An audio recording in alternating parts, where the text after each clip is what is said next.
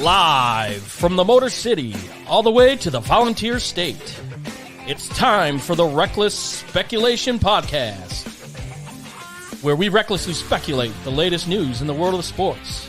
From college football to NASCAR, we've got you covered. And don't forget to stick around for the world-famous Bet Your Nuts, where we will give you your best bets to make the most money. Now sit back, grab your favorite drink of choice, and join Robbie Davis, Raj Mehta, Brandon Chain, and Tom Sloan. It's showtime. Welcome, everyone. Thanks for joining us on this April 6th edition.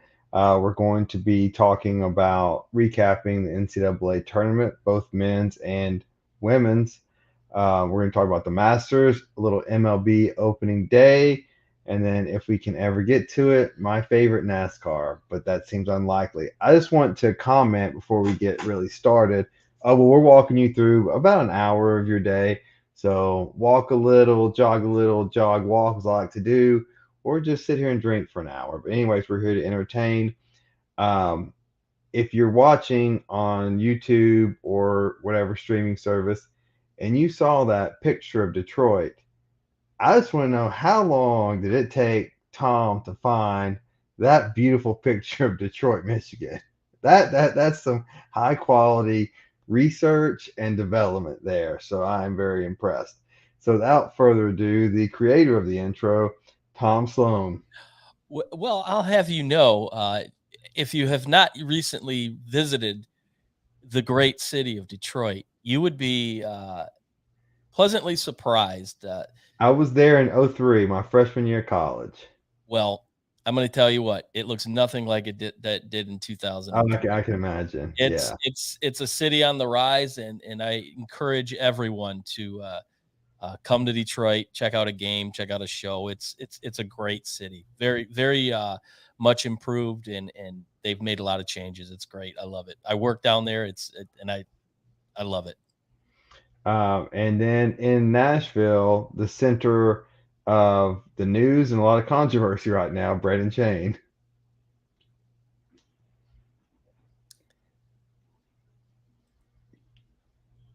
Mic check. You're muted, buddy. Oh, sorry. My bad.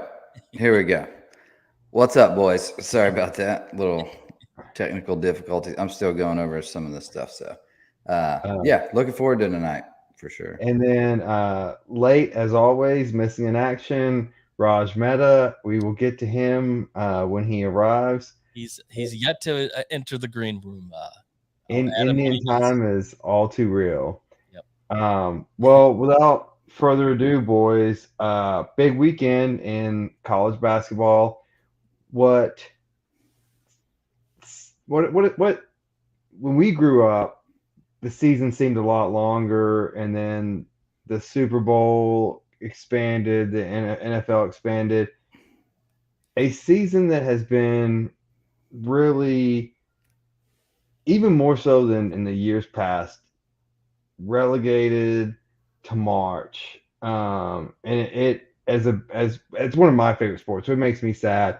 Let's start with the men's Final Four. Look, the Saturday I thought was good. Monday night, it wasn't good. Started too late. A snooze fest. This was the first time I can remember falling asleep in a championship game in a long time. So Brandon, start with you. You know, what'd you think of the Final Four? What'd you think about Monday night championship? And what were your overall kind of views of the Final Four? We've talked about the tournament. What were the Final Four though? Yeah, Final Four was a little bit more entertaining than the championship for sure. But it was just such a weird year. I mean, I think it was the first time in history since a number one hasn't been in there, or first time in a long time. Made it past the Sweet 16. Right, made it past the Sweet 16. Yeah. So it's just kind of a funky year, man. And, you know, probably from the Sweet 16 on, you could really see UConn making their push and really dominating. their opponents. I mean, they started beating their opponents by, 12, 15, 20 points or whatever it was. And just full domination. Defense is solid. They've got dudes that can score the ball. Sunoco, I think is his name. Is that right? Sunoco? Mm-hmm. Dude, he is incredible. He played an incredible tournament through in and throughout. So Final Four was just blah. I mean, it was, like you said, I fell asleep too. And, midway through the second half, it just wasn't entertaining. Miami looked like a pickup basketball team at that point. They weren't even trying half the time. No structure whatsoever on offense. It's just okay.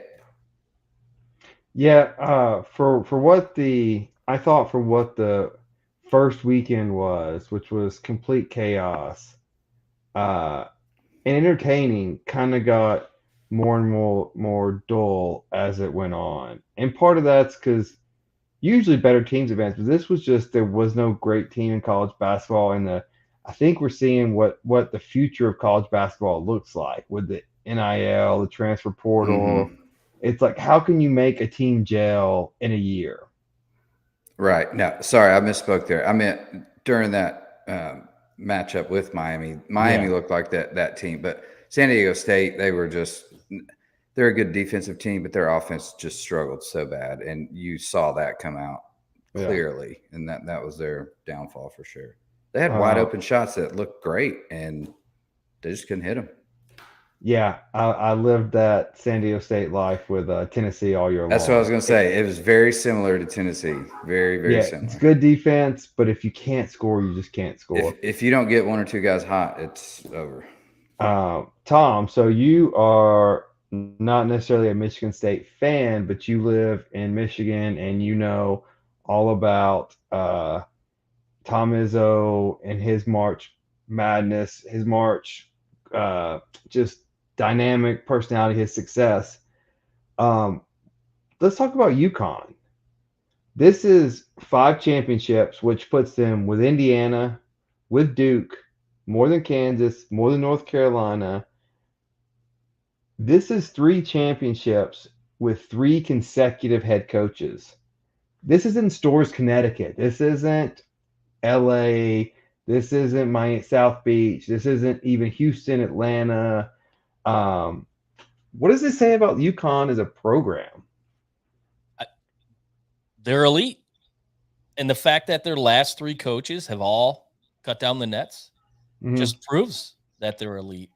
And even when you flip the script and you look at their basketball program in the women's side, Gene Auriemma, he runs a powerhouse program there, which might take away from the men's aspect a little bit. But I think the fact that they do play in Connecticut, a New England type state, they're not flashy and they're really not known for anything other than basketball. I think that's why they don't get the recognition that some of these other, blue blood programs will say get, but you can't sugarcoat it. They're elite. And I think Hurley as a coach is only going to get stronger. So, and he put together a game plan that just worked, and his players executed and just shut down the one thing that San Diego State was really good at was their defense, and they just took it right to them. And Sonogo, like Brandon said, he was a machine, and I don't think I've seen a big man who could pretty much take it anywhere on the floor and hit free throws. I mean, when you fouled him, he was draining them. So I think this championship will propel them like they were maybe in the early 2000s, but they're way on their way. They're elite beyond. Can I throw out a theory here that I have and see if it makes sense or if it holds any water? I can't help but think you mentioned the women's, you mentioned the men's team. Both have been wildly successful over the last 20, 25 years. That also coincides with ESPN's just their huge headquarters in Bristol. Mhm. And I'm not saying anything about television.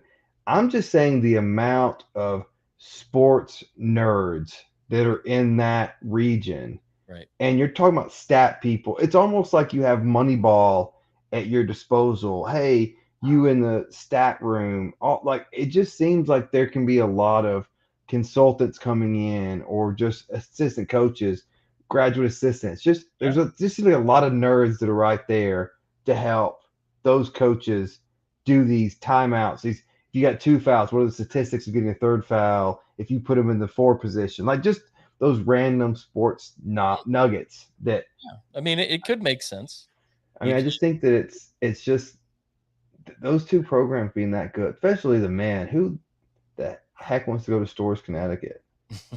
They've had some unbelievable NBA talent. Rip Hamilton, who played for the 04 championship. Oh yeah, we know. Yes, sir. Hakeem Tabit, and I mean, there's been some big time athletes that have come through. Kemba Walker. Yeah, he was a Piston for like the summer and then was traded. Don't be pulling a Raj. Any connection to LA, he's got to get there. Hey, I got to. That's right here. And so I touched on this briefly with Brandon. Just want to get your opinion. Like, how much did the underdogs kill the Final Four? The ratings were horrible. Yeah. And I think that this is my theory, and I'll see if you agree, disagree. When every game is on at the same time, I think people want those upsets. Sure. When it spreads out to, I have to make time to watch these 2 games, I don't think people care. I think when the focus is on them, it changes the way they play, and it showed Monday night. It's a great story. The underdog, who's going to wear the slipper, a Cinderella story, all those old adages that come into play. Yeah, it makes for great ratings, great TV early on in the tournament.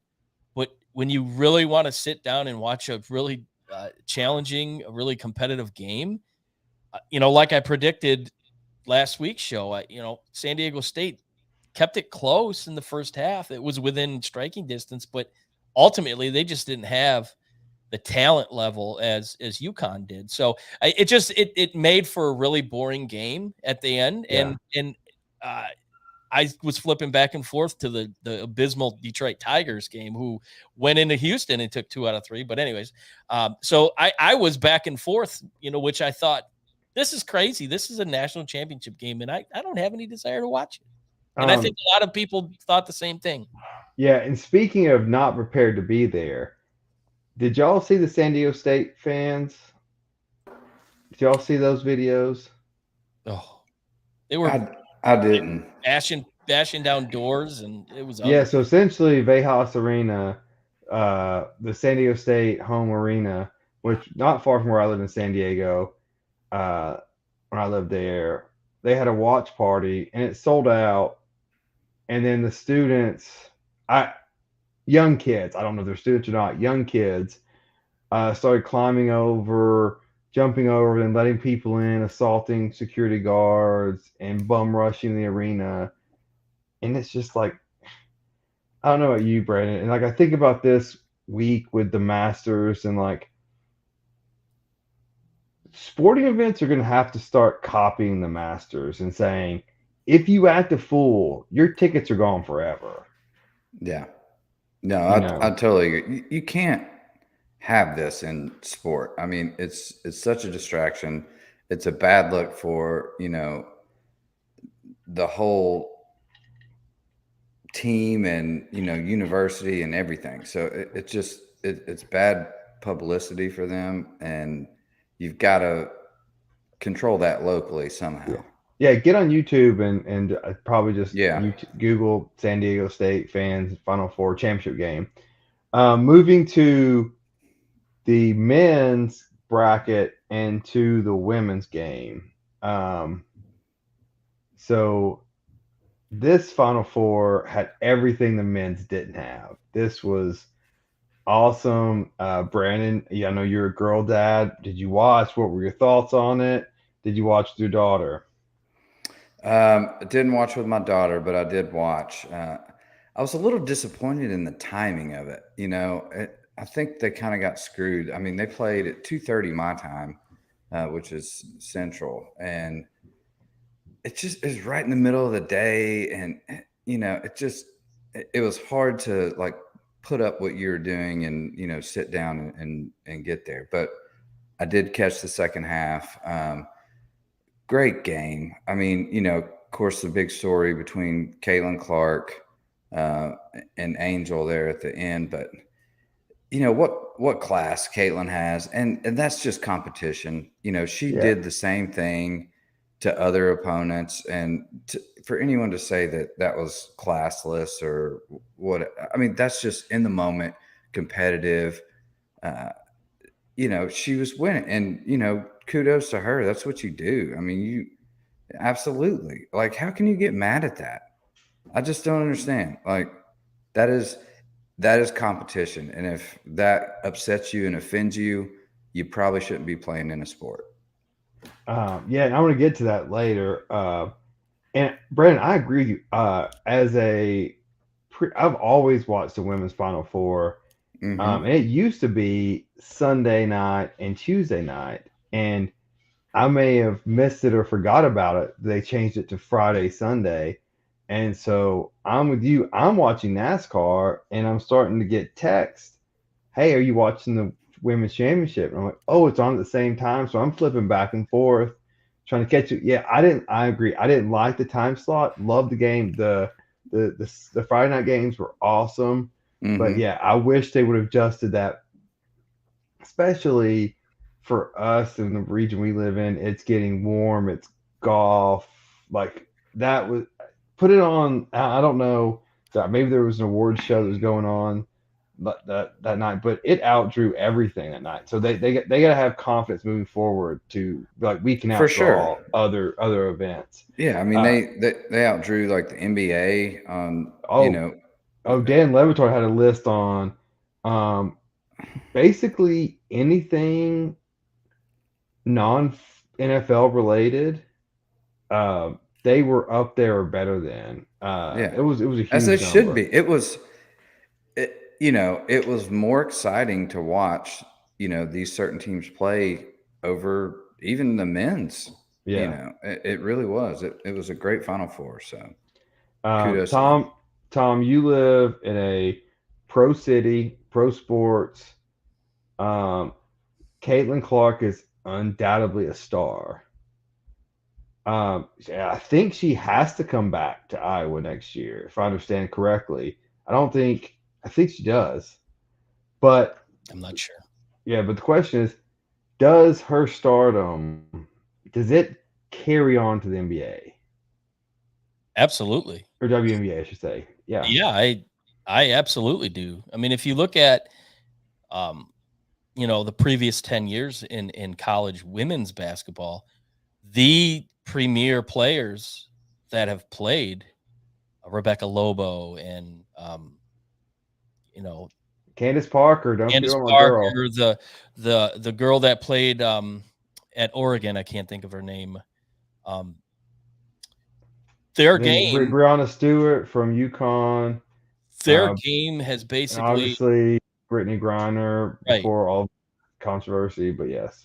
But their game transitioned. They were a superstar in college, and they became superstars in the WNBA.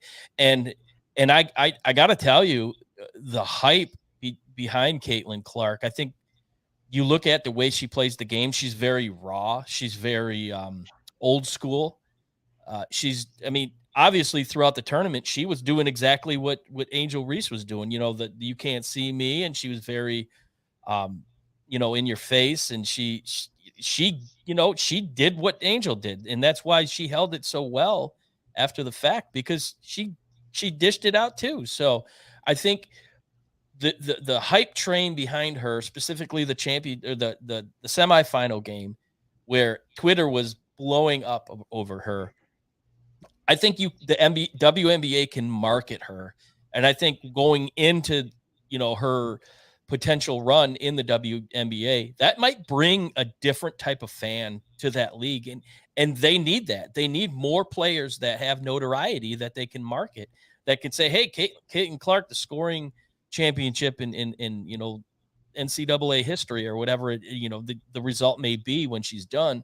You can market that, and people would want to go and watch and see her shoot. So I absolutely think that her game will equate to the WNBA.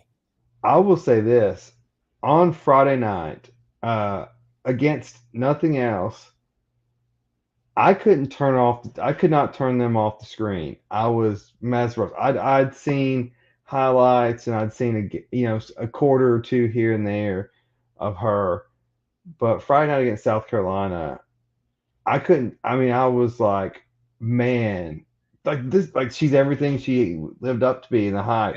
Yeah. And that was and almost kind of like Larry Bird did in his Final Four game, only to lose to Magic Johnson. And that's okay, but obviously that's a lazy white-black comparison. But that's what it reminded me of. Right. But yeah, I mean, and I think if the WNBA can market her against on standalone Saturdays or Sundays, whatever the WNBA schedule is, I think they've got something there. Absolutely. Raj, quickly on Caitlin Clark, and were you anyway offended by the LSU quote-unquote taunt? Absolutely not. That's basketball, and it only made noise or became of significance, if you will, for reasons that you've probably already mentioned. And I think we're kidding ourselves if there aren't racial implications there or whatnot. Granted, it was a much higher stage or bigger stage than when Caitlin Clark did it to Louisville literally a week before, but nobody seemed to mind then. It was almost like a bullying situation, perceived that way at least. And when reality, just as Caitlin Clark said to Angel Reese and about Angel Reese, is it was just competition. That's it. Leave it alone. Don't villainize someone. Don't victimize another. I don't want to speak in generalizations, but what happens on the court should stay on the court. And speaking of on the court, Caitlin Clark, yeah, absolutely. She is 6 feet tall, but if you watch how she moves, she is extremely compact and athletic, almost like a 5'5" like point guard in college would be like the Noel kid for Kansas State. There's no wasted motion there. She's amazing without the basketball, which is crazy considering she averages 30 points a game, but she also averages 7 or 8 boards and 8 assists. And no offense, she threw some dimes. Dude, I mean, like the vision and oh my God. And like, no offense to the rest of Iowa, but I mean, the rest of that team was not that great. And she's coming up with 9 assists, which means, she's a team player and she understands team concepts, and she just gets and understands the game at a different level. And she reminds me of if Ben Simmons could shoot. Absolutely. Extremely versatile. But is there that essence of everyday American? Yeah. I mean, she's everyone's daughter. She's hair ponytailed back. Like, my niece looked when she played softball at 12. She's 6 feet tall, but she almost looks shorter because, like I said, she's compact, kind of quick twitch. She runs off of screens extremely well. She's just a gifted kind of once in a lifetime in what she can do type of player. And really LSU was better suited to defend her on the perimeter versus South Carolina. And we saw that. It was kind of 1 against 5 in that game and she still had 30 points, where in the South Carolina game, it was 1 against 1. But no, amazing player. I'm so sorry I'm late. I'm sure you guys touched on UConn, and absolutely a blue blood with a 1980s basketball feel to it. And most of those guys are coming back, so watch out. Yeah, and so talking about blue blood, I'm glad you mentioned that. Kim Mulkey now has the first coach in women's history to win at 2 schools. This is her 4th overall title. Her winning percentage career is .861. For comparison, Pat Summitt's is 841 and Gino's is 883. So Raj, you're a basketball nut. Is she now in Pat Summitt and Gino are Gino's territory? Well, the two schools thing is an anomaly, if you will, in the sense that you and I both know, especially in women's basketball, you don't leave schools. Right. You go there, you're an institution, literally and figuratively. You don't go on to the WNBA. That is the WNBA. The circumstances with Kim leaving Baylor were murky at best. It was sort of a separation, but we all know there was the Griner talk of her and her sexuality, about Kim Mulkey, but supposedly asking her to keep it on the low at a religious school. Then there were some controversial COVID testing comments, but it was a good time to step away. If you were, it was during the bubble, which was a strategic move, which is everything she does, down to the outfits she wore on national TV, trying to put LSU back on the map. Everything she does is educated and strategic. Yeah, she wins a ton, man. Do I want to? I can't say it was as competitive as the SEC was when Pat Summitt was there. It was women's college basketball. Like, to win then, it's crazy. With Gino, it was sort of the era of when you played everyone all over the country, and he still won, recruited nationally. I think she's just as good of a coach as those two, but to put her quite up in that conversation yet, maybe it's the longevity thing. I don't know. Maybe that's why she deserves her own category, because two schools is crazy in college women's ball. Yeah, I think that probably is another championship. And I think if she gets to 5 with 2 schools, I think she's up there. I think, right. I mean, it's hard because Pat Summitt was the pioneer and, the first one to even make women's sports anything. And then Gino came on and just, hey, I take the blueprint and did it better. I think 9 new players for Kim Mulkey. No such thing as a transfer portal with Pat Summitt. When we're talking about programs here, and that's what Blue Bloods are. And so I'm hesitant to put her in that conversation. As for UConn, absolutely in that conversation. Yeah, I agree. All right, so it is Easter weekend. Tomorrow's Good Friday, so that only means one thing on the golf calendar. It is the Masters. And it is the course they play every single year. All these golfers know it. They know every turn of it. I was hearing Rory on the course today. He was walking up to the green and already knew what his putt line was going to be. This is where older, experienced guys can win. Nothing's off the table. You have just a perfect setting. So, Tom, I want to start with you and just you're not much of a golfer, but what does the Masters mean to you? Well, prior to being a part of the show, it didn't mean much to me.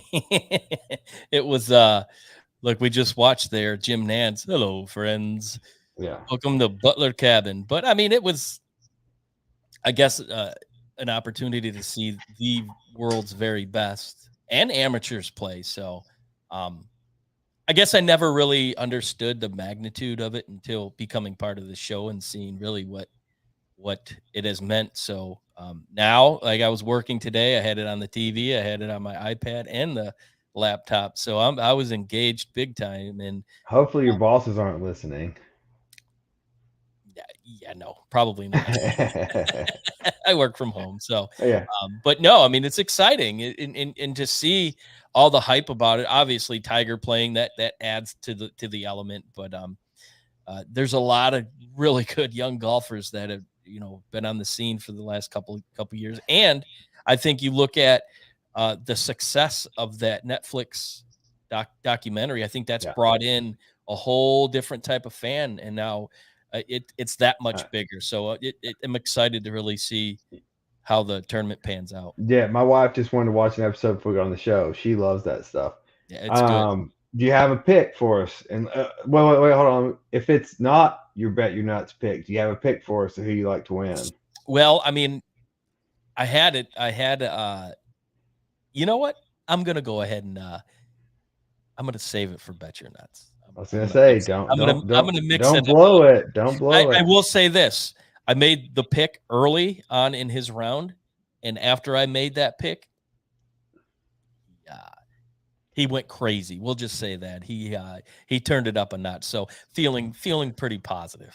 All right, Raj, we're gonna go to you now. Same question. What does the Masters mean to you? You're a West Coast kid. Grew up more probably Pebble Beach than the Masters. So what does the Masters mean to you? Truth be told, I've always known of the significance. I've also known of the racial historical significance, and especially as an idealistic youth with less exposure, it meant nothing to me in that sense. I mean, I thought it was cool, and I always respect tradition and legacy, but those things are rooted in some things. Sorry, I just don't always agree with everybody's take on this. As far as the pageantry and the trophy, if you will, the green jacket. I mean, it's as iconic as they come. Moving to the South, learning more about the club, how it has changed, which, sometimes you can't change the past, but it's also as impressive to me. And when you can learn from it and make changes that are better for the future and everyone's future. I hate to sound like an after-school commercial or infomercial or whatever. But it's really just down to that. Like the colors, kind of like the Rose Bowl, how you and I feel. The colors seem a little bit brighter on Masters Sunday. It's just everything is more vivid, and it's one of the most iconic trophies ever. Like I said, and anybody else hands you a green jacket, you're like, get the out of here, dude. Like, what am I doing with that? If you love golf and that thing is, nobody wears a green jacket if you're a golfer because you don't deserve it. Just not much more than that. You guys are more the experts. I'll watch it more if Tiger's there, but it's really the legacy and the pageantry that I value the most. Do you have a winner picked? I do not. All right. I was telling you, man, do not ask me on that today. All right, Brandon, we'll pull you on here and we'll have some serious Masters discussion. All right. Well, one, we know you're an avid golfer. So what does the Masters mean to you, and what does this signify for this time of the year? I mean, this is the Super Bowl, right? Like it's reverse of NFL or anything else. You start off here. This is the first major Daytona 500, yeah, obviously. But so there's a lot of similarities in golf and NASCAR, and I'll get to that here in a minute as well.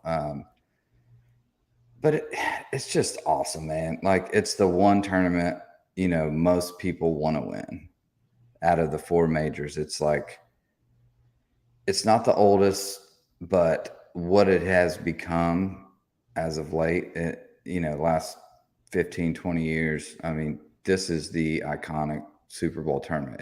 It stands alone next to the other majors. And also remind you that, hey, golf season is in full swing, and no pun intended with the Netflix thing, but it is, it's exciting. Hey, hopefully we get some plug for that. I like that. Maybe we get some advertising. Yeah. No, it's awesome. I love it. Like I said, you guys saw me. I was tuned in today during work. I had it on my iPad, kind of listening to it which is another caveat. I digress a little. Why do they not have it covered on TV the whole time? I get TV contracts and everything, but you can download the app and you can watch it there, but I've got to put it on my iPad and whatever. But Yeah. So to me, I'm with you there. So to me, my favorite tournaments to watch are the U.S. Open because I like to watch them struggle, and then if the British Open is in St Andrews, I think that's the mecca of Mm-hmm. golf. But as a this happens every year, and it's always great, and it's always entertaining. And Sunday, you'll always tear up, like you will. Like I don't, if you Mm-hmm. like sports, you will tear up on Sunday. Um, and Absolutely. and so but yeah, I like your analogy. Like it's kind of the turning of the sports calendar. So you have football, Super Bowl ends, and then the Daytona 500 or March Madness, like which both of them. Then that ends, and then you have the Masters starting, and then that starts golf season until the NFL draft interrupts everything, as the NFL always does. But it is the first game of golf, and I do love that it is always at the same place. It's always at Augusta, and there's no question of. As much as I love the U.S. Open, like, hey, where's this year? Where's it being played? What's that course like? Sure. Like everyone, or even not everyone, people that watch golf know what Augusta is. Like you know, hey, there's Amen Corner.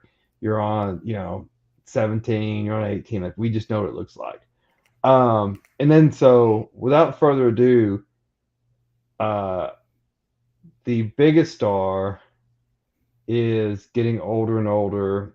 Um, he struggled today. What do so I guess how many times are we going to see Tiger play this thing? Yeah, I mean that's the thing. It's getting closer and closer to the end here. Watching him play these events, and especially the majors, he just can't walk. And this is, if not the hardest, one of the hardest courses to walk on the tour. And it's going to start to show here. And, if he makes the cut, the last couple rounds, it's really going to show and wear and tear on him. But, Yeah. he hit the ball well today, though. He did. He just struggled around the green. Just putter wasn't working for him. And let's take a step back. For people that golf on a normal basis, like, me or so play 2 or 3 times a year, kind of explain to people the difference between a major course and just say, hey, if they're playing at East Lake in Atlanta because East Lake's hosted the FedEx Cup. They've hosted big tournaments, but just they're playing on just the regular Atlanta tour. Yeah. So Augusta specifically, TV doesn't do it justice as far as how undulated and elevated this course is. Like you don't really have a flat lie, even if you hit it dead center in the fairway. I mean, you're always side hill, downhill. You got to be really creative. The greens are super fastest on tour, or one of the top 5 typically, and you've really got to think your way through this course. This is more of a mental battle and a second shot course than anything else. Obviously, you need to drive the ball well. The long hitters typically do well here, but it's all about the second shot and your short game here, and it'll expose a lot of weaknesses here. And opposed to like an easier course per se, you hit it in the middle of the fairway, you get a flat lie. It's an easier approach shot. The greens are more receptive, they're slower, and putts aren't as elevated or undulated, and it's just a completely different dynamic. That's why you see the same group of guys typically that do well at this course versus other courses, and that's true to be said on the whole entire tour. I mean, some courses just set up better for certain player styles, and that's what you get. So yeah, and for people that are like, oh, my local course is hard, these guys would murder your local course. Like it's not even for debate. I played. I was lucky enough when I lived in San Diego. They had a locals day. I may have said this on the show before. They had a locals day every Wednesday. Like after 5, you could go play Torrey Pines, and we would go play Torrey Pines South for something like $60 or something. It was a $300 green Mm-hmm. fee. And we'd get paired up with random people. We played with a scratch golfer, and he played the week after the Open was there. And we were talking to him about it, and he was like, look, I play here every week. I can shoot par here almost every week I play. He's like, I picked my ball up after the whole 5 and was just like, it's not worth it. Like, because what they did, like especially the Open, they grow the rough up so high, and he's Yep. like, he's like, you could say, oh, I'll hit a 9 out of here. Nope, you can't. It's pitching wedge or sand wedge only for a normal golfer. They can hit 5 irons out of there. That's not normal, and so those courses will literally murder regular golfers. Yeah, exactly. And that's a big difference too. That's a really good point. When a course knows they're about to have a PGA event or somewhat, the course completely changes from its everyday, Yes. playing, and they make everything as hard as possible on that course. So Mhm. that's a really good point to bring up. And a lot of people don't get to see that. That's why, me being the avid golfer that I am, when we do golf trips, we try and hit those like before or after tournaments on some of these PGA courses, because you want to see and test it. And it's so hard. It's Yeah. hard. Yes, it is. So Brandon, do you think Tiger makes the cut this weekend? I think he does. I think he bounces back. Like I said, He's 3 over right now, right? he's +2 right now. And the cut line's even. There's no cut line established yet. Okay. We'll see after tomorrow, but I think he's got to shoot 2 under par tomorrow. I think he's got to be even par to make the cut, which is doable with the way he's hitting the ball. He just, like, he was on the first 7 holes, he was 0 for 6 inside of 10 feet, which is very unlike him. Like, he just did not putt well today. Well, okay. So does the rain delay help or hurt him? Probably helps him a little bit. More time to rest, or it gets a little break on his leg. That's what I was going to say. Yeah. Like, gives him a little time to rest the leg. I think that's a big part, and I think that's another mental battle that he's never had before, that he's got to struggle with, which takes his focus off of some of the stuff, which really shows in short game. Like, mentally in golf, you can hit a shot and miss it and trust in a short game and get up and down. But when you get tighter and tighter and closer to the hole, that's really when the mental battle really starts. So. Yeah.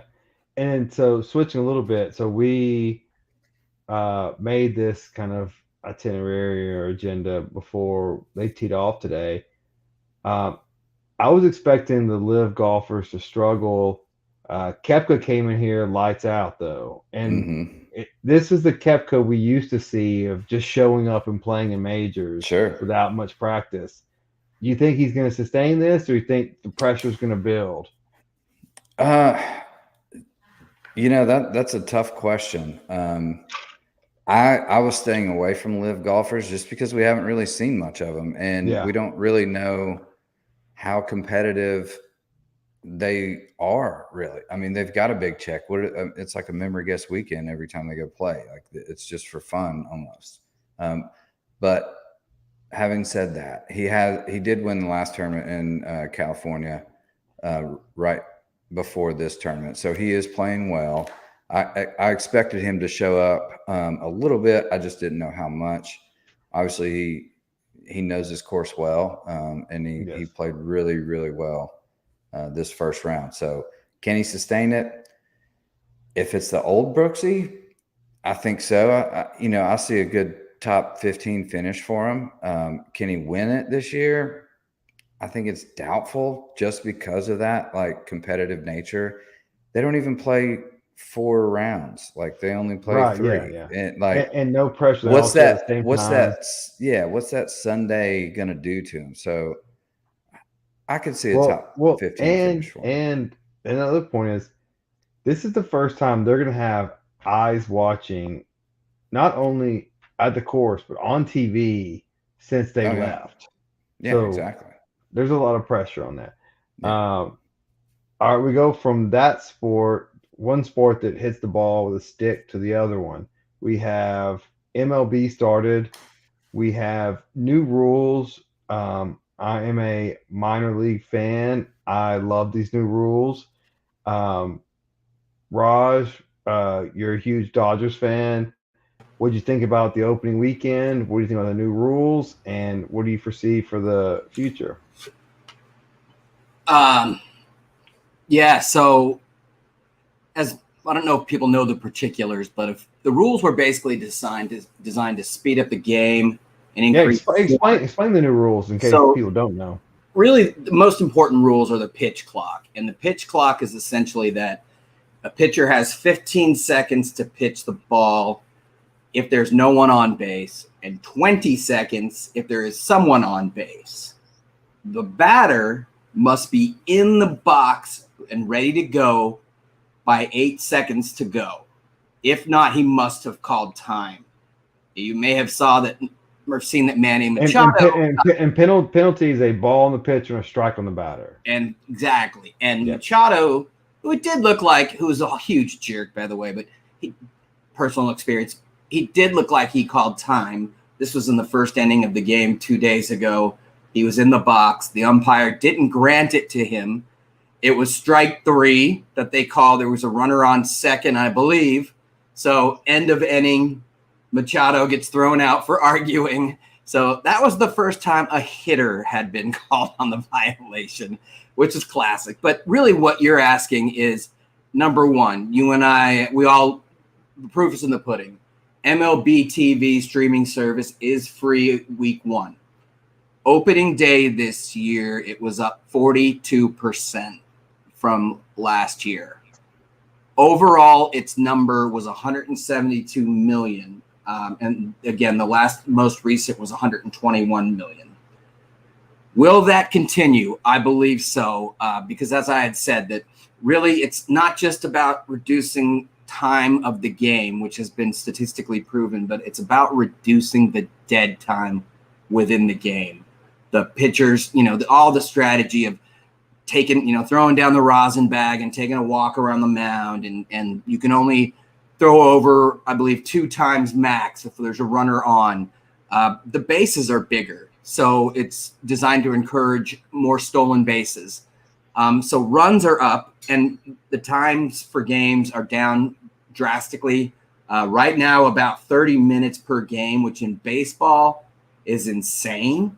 And, just the other day, Sandy Alcantara, the ace of the Marlins, threw a 1-0 shutout 2-hitter, which was still 3 hours for the most part back in, it was 1 hour and 57 minutes, which is what it should be.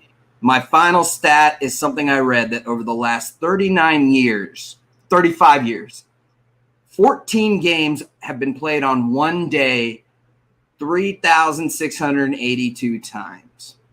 Yesterday had the single shortest average length of game time in those 35 years at 2 hours and 33 minutes. And that was a 13-5 game or a 1-1 game, but 2.5 hours on average of 14 games.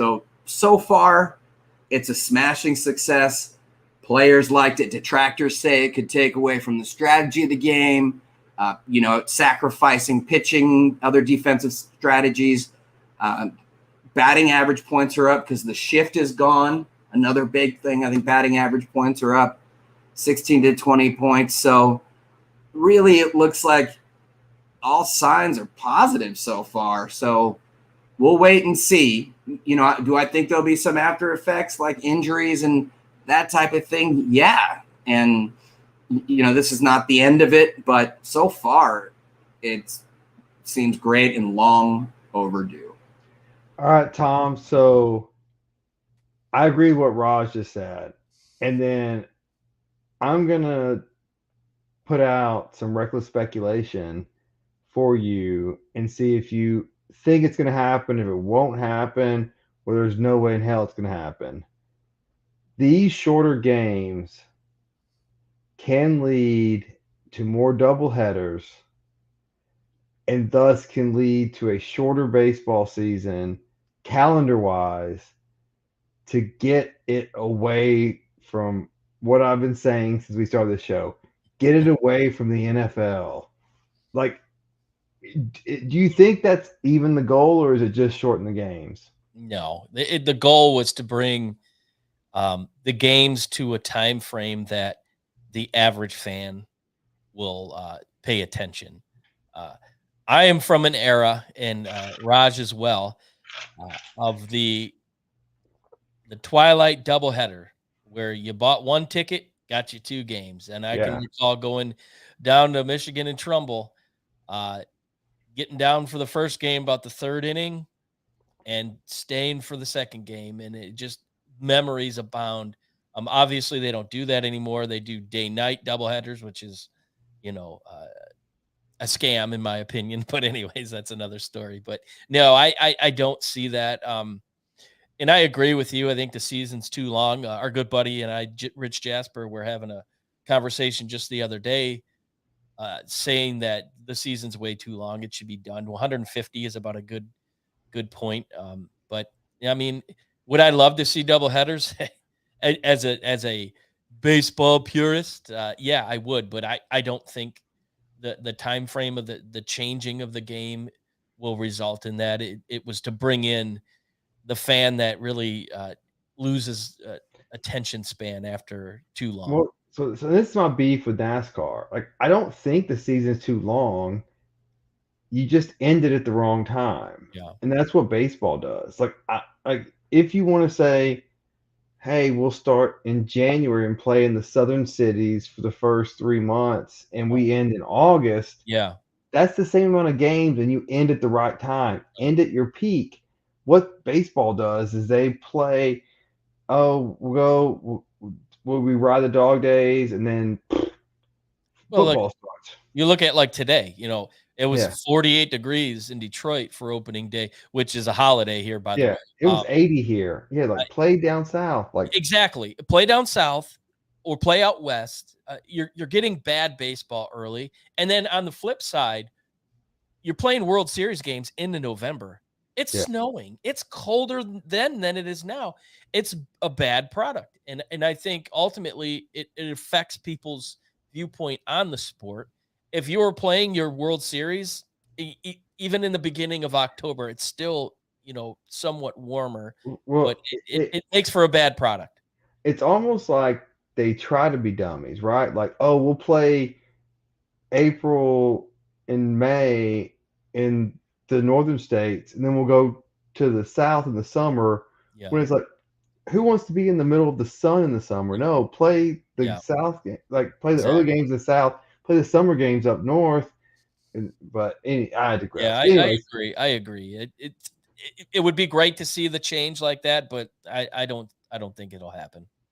Yeah, no, I don't either. But I am proud of baseball moving to this direction. I do think it helps. I watched a regular season game for the first time, start to finish, and I was like, yes, this is what I want. 2 hours, let's get it done. And to kind of piggyback off, Raj he's our thesaurus of knowledge. A batter can only call timeout in the box one time, and per batter per game per at bat. But that changes the overall mentality of a batter.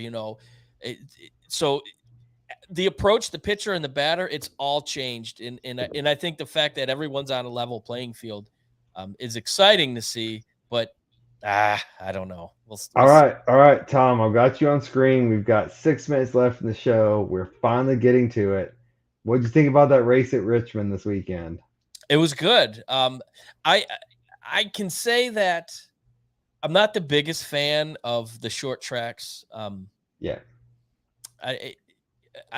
been a huge opponent of the overtime rule and these restarts because they just crash over and over. But it was pretty exciting. Obviously, my pick for last week's best Bet Your Nuts had a lead late within the last 10 laps.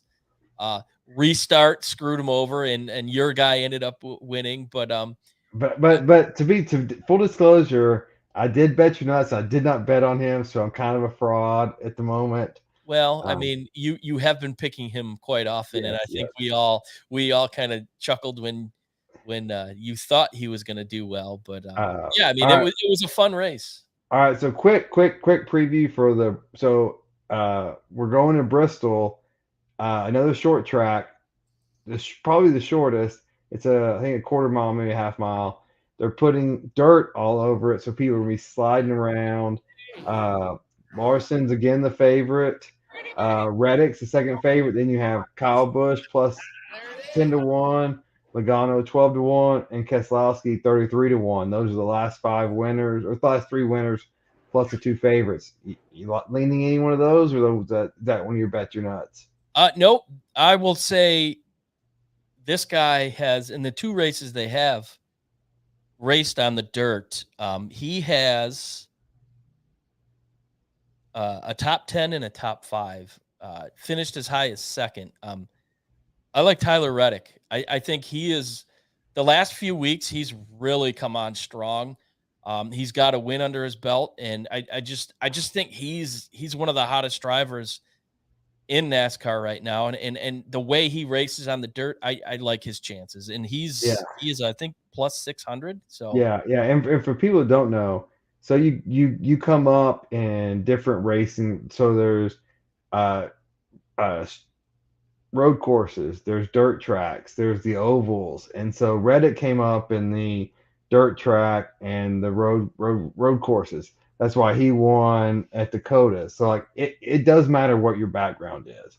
So yeah, I'll get there. Between that and he just, each week he seems to get better and better, and he's finishing in the top 10, and he's a hot driver, and I like him, and I like his track record, pardon the pun, on the dirt. So I'm going with it.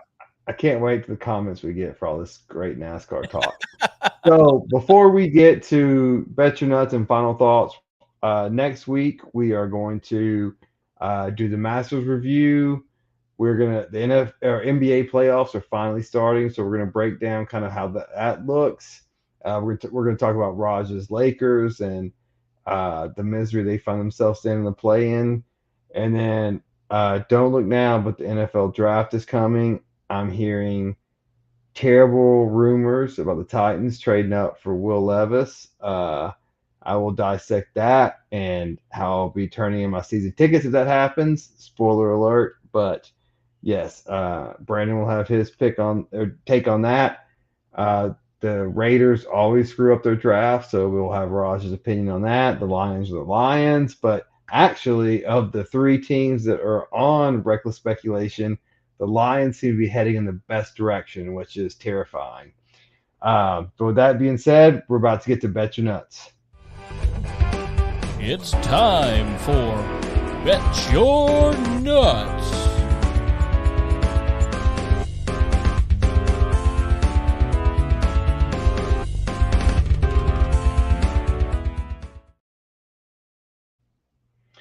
All right. Bet Your Nuts. We give you a pick, you bet them, and you bet them big, and then you'll be happy. So first off the gate, we're going to give you Brandon Chang, who may have a Masters pick, may not. We'll see what he has to say. I do have a Masters pick. Not for the winner, though. We're going to go 3-ball tomorrow. So this is out of the threesome, who's going to... What does 3-ball mean? It just means out of the threesome that they're in, or whoever that sports book deems them against, they're versus 3 players total. So whoever scores the best out of those 3 players wins for that match. So I've got Tony Finau at plus 150. He's facing Jordan Spieth and Tommy Fleetwood. Plus 150. I think Jordan Spieth was plus 140. Finau's playing well. So is Spieth, though. So it's a tough one for me on that. That's one of my kind of iffy picks there. But my favorite ones is Sam Burns versus Rory McIlroy and Tom Kim. Sam Burns has been playing really well as of late. He's doing really well right now. He's -4, and he's at +220. So that's really good value at that pick. So I like Tony Finau +150 versus Spieth and Fleetwood, and I like Sam Burns +220 versus McIlroy and Tom Kim. Is this a parlay, or are you betting each of them separately? I'll sprinkle a little on a parlay here, but I would definitely bet them separately. Again, it's like NASCAR, especially in the betting structure. Sam Burns seems like someone that works on my boat. Dude, he's been lights out as of late, so I like this kid. All right, Raj, we're going with you. Yeah, dude, obviously I'm not a huge Masters fan. I told you I could have done my research, and I just don't have the insight. So I was going to bet against the Lakers. I feel like load management is going to affect any NBA bet. So I'm actually, for once, going to pat myself on the back because I actually had the best day I've had in a long time Monday night. And I went with overs throughout, and that was UConn 7.5. That was easy money. I think I said that last week. I hope I did.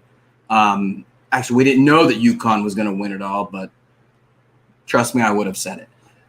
First half, UConn 4.5 over 1. 132.5 for the game. Easy over win. Most people were saying otherwise. Joey California, half over for a 3. He hit it. Andre Jackson, 5.5 assists. Lamont Butler, 8.5 points. Adam Sanogo on points and rebounds. And I am just happy because I actually, for the first time in my life, went undefeated. And I'll never win again. Hey, with all those winnings, you should buy yourself a clock. Well, damn. Yeah. I think I was going to do that, but I missed the sale. Ew. Yeah. I couldn't get there on time. Yeah. Store closed. Yeah. I'm not you. I wasn't dropping, a G per game, but I was just very happy. I have a condo to buy, man. Yeah. Yeah, dude. Really, overall, for once, I was just so happy to see all these overs, and player props are where it's at. And while betting is legal in Tennessee, sports betting, I sadly have used BetMGM, and their player props suck. I still use MyBookie back from back in the day, and they have great player props. So my betting advice is find a site, hopefully that's legal, that allows player props. That's where the fun is at. Okay, so just for the record, Reckless Speculation is now anti-DraftKings and anti-MGM. Correct. I can't remember wait, I think it was the Masters that got me pissed off about it was. Yes. What do you use now? Like, aside from, I know most people that are hardcore use a bookie, but I use Caesars. It gives me hotel points. I need to do that, dude. I'm actually heading there in May. Unfortunately, North Carolina are both owned by Caesars. Yeah, no shit. Yeah. I mean, good call. So there you go. There we go. Use Caesars. Problem solved. All right, Tom, what do you got? What's your bet your nuts call? Well, my bet your nuts for the week is not NASCAR, as we've already discussed. This golfer started out pretty good, and I decided, you know what, I was watching and I liked the way he was hitting the ball, and after I made the conscious decision to be the bet your nuts for the week, he turned up a notch. And Brandon was mentioning him earlier. It's Brooks Koepka, or Koepka, however you want to pronounce it. He might be the most arrogant player on the course, but he looked really good, and I think he's taken a lot of heat. And I think this is the week. This is the tournament that gets him going. He ended up at -7. He's tied for the lead. So he's played really well. So I like Koepka. He's a +700. He's on top of the leaderboard at the moment. And let's see if he can keep it going throughout the weekend. It'll be exciting. So Brooks Koepka, +700 to be given the green jacket. Take home the win. I'll tell you this. even Brandon thinks that guy doesn't work enough, and that guy only works 3 days a week. So my bet you're nuts. I'm going to Bristol, going for the dirt track. Larson's the favorite. I like Reddick. He grew up on these tracks. But man, Kyle Busch knows Bristol. He knows dirt. I'm going Kyle Busch 10-1. He's been a past winner. He switched teams over, but he knows this track. So I'm going Kyle Busch and bet him big, and thank me later. And then with that being said, after you guys have all this money you've collected, we're going to go to final thoughts. Raj, we're going to start with you. You showed up late, so you get to go first.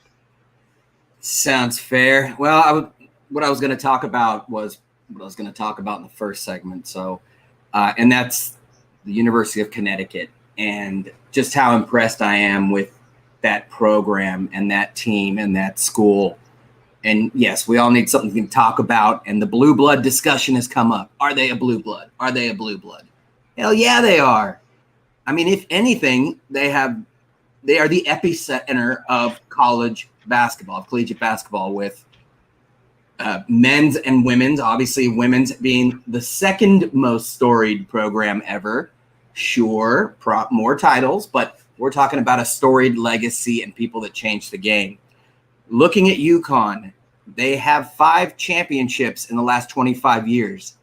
3 were by different coaches. So you have sustained continued success in not like what we had talked about with, versus UCLA. People call UCLA a blue blood. And that's really what I was getting to, where I can kind of channel some of my anti-Bruin hate. The Bruins have 11 championships. 10 of them came in an 11-year span.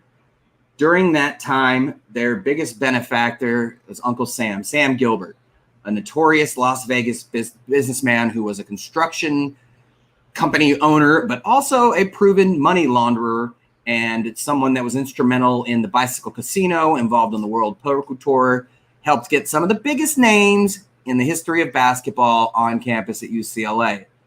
Since then, they've won 1 title in 1995 that we discussed that helped with the O'Bannon brothers and getting the NILs today. But I'd argue a team that has 5 rings spread out over 25 years in this day and age in the toughest basketball conference in the country, the Big East.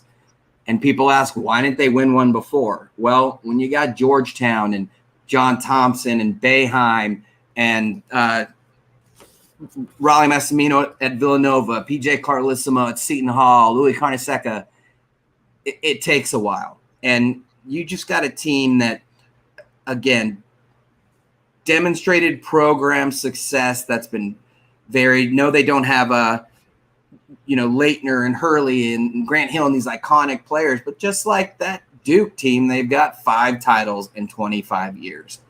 Give them the respect they deserve. Storrs, Connecticut is a storied epicenter of basketball. Blue blood for sure. Thank you, sir. Tom, what about you? Well, I understand that this is a sports podcast per se, but I will kind of reflect on what has happened this week without getting political.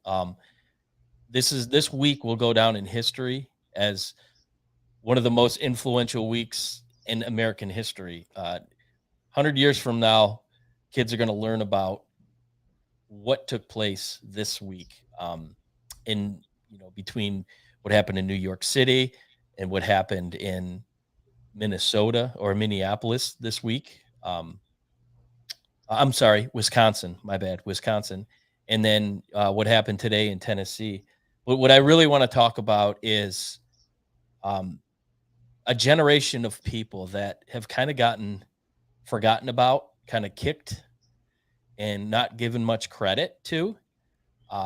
They are going to change the way society is run for the next 50 years. And that's Gen Z. I couldn't be more proud of Gen Z and what took place in the state of Wisconsin and in Nashville the last 3 or 4 days, the protesting that's been going on. Their voices are being heard, and they're making sure that their voices are being heard. And for a generation that's kind of gotten the bad rap, obviously, the TikTok generation, and nobody really seems to think they amount to much, but they matter, and they've gone out and they've made their voices heard, and I'm proud of that. And having 2 stepdaughters that are growing up, watching what's unfolding, and hearing their passion and their want to get involved, it gives me hope. So, not to get too political, and that's not what we're about here on Reckless Speculation, but there's a whole different breed of voter that's getting out there, and it's exciting to see young people care about politics, whatever your stance are, left or right, whatever it is. Young people care, and it's exciting to see. And the generation that seems to have been getting shit on the most is making an impact. So, final words for me are I'm just proud of Gen Z, and looking forward to what the future holds in that department. Thank you very much. This is one of the first times on this show that I hadn't really had something that I wanted to say or get off my chest, but I want to piggyback off of Tom, and I want to say Gen Z, whatever they want to be called, I want to call it the miscalculated generation. People of the generation older than us, or 2 years older than us, or 2 generations older than us, they miscalculated how much they care. And they miscalculated it by a lot. These people out in Nashville, whether it's Nashville, whether it's New York, whether it's wherever the next shooting is, they care, and they are going to vote, and they are going to vote, and they're going to vote in one direction. And it's not Republican, Democrat anymore. It is, can you help me, or can you be a theatrical actor? And that's what's become. And this is a ploy, or just a ask for everyone to step back and say, am I an elected official? And if I am, who am I here to help? And it better be the people that elected you. And if it's not, then please step aside. You're not here to get reelected. That's not your job. Your job is to help people that elected you. And if you can't do that job, as a taxpayer, I'd rather pay you to go away and let me elect someone that can help me than to elect someone who just wants to perform. We have theaters for that.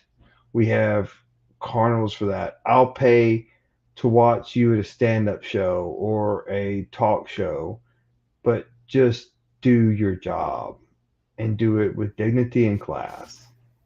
Brandon, you're up next to end the show. Well, I'm going back to, thank God it's Masters Week. I'm really excited about that, and I will be watching that the rest of the week. So, yeah, excited for that.